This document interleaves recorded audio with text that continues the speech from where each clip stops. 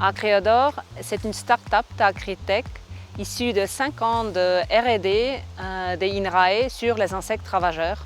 Ce qu'on donne en fait et ce qu'on offre aux agriculteurs, c'est des méthodes de piégeage respectueuses de l'environnement. On travaille principalement sur l'odeur parce qu'on est dans un monde d'odeur et qu'effectivement même nous en tant qu'humains, on est attirés quand on passe devant une boulangerie par une odeur. Les insectes fonctionnent pareil avec des odeurs de plantes et donc avec les phéromones. Et c'est des solutions qui sont non rémanentes, qui n'attaquent pas les pollinisateurs. Ça attire les insectes ravageurs qui détruisent les cultures de nos agriculteurs et ça permet de les piéger.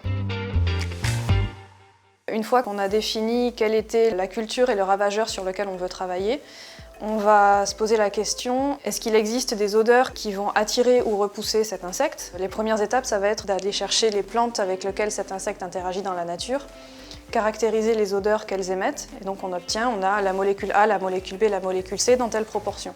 On va faire des expériences de comportement, ça nous permet de déterminer quelles sont les odeurs qui sont attractives ou répulsives ou neutres. Et c'est à partir de ça ensuite qu'on va reconstituer ce mélange de la même manière qu'un parfumeur fabriquerait un parfum, pour ensuite aller vérifier si les insectes qu'on cherche à attirer ou à repousser répondent effectivement à ces odeurs.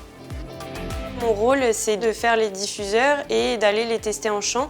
Donc on a 3 formulations d'intérêt qu'on teste et donc toutes les semaines on va relever les pièges, compter le nombre de bruches qui sont piégées et regarder si effectivement en réalité ces formulations associées à un piège permettent de capturer la bruche afin de diminuer la pression de ravageurs dans le champ. Au labo, je participe au comptage sexage des bruches. Je fais en plus de ça les dissections. C'est important de connaître le sexe de la bruche parce que ce qu'on aimerait principalement capturer dans nos pièges, c'est les femelles, car c'est elles qui posent problème. C'est les femelles qui pondent sur les gousses et c'est les larves qui sont dommageables pour l'agriculteur.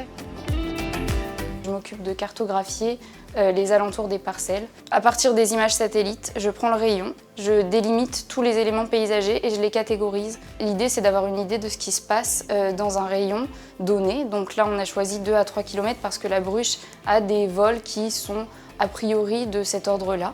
Et de là, on va pouvoir sortir une meilleure idée de ce que va être la pression de ravageurs en fonction de l'environnement parcellaire. Savoir s'il y a vraiment un impact des éléments paysagers.